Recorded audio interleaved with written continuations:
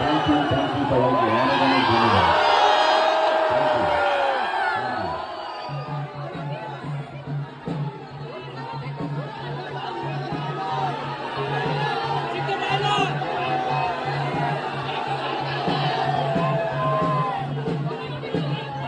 আমার এই এত বছরের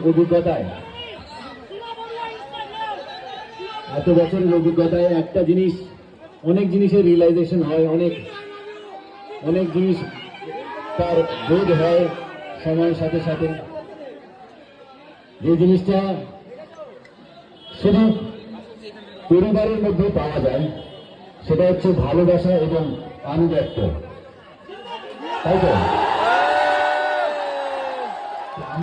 আমার কাছে আমার দুটো পরিবার নিজেকে দেখতে পাচ্ছি। এক পরিবার যেখানে আমি জন্ম নিয়েছি, আর এক পরিবার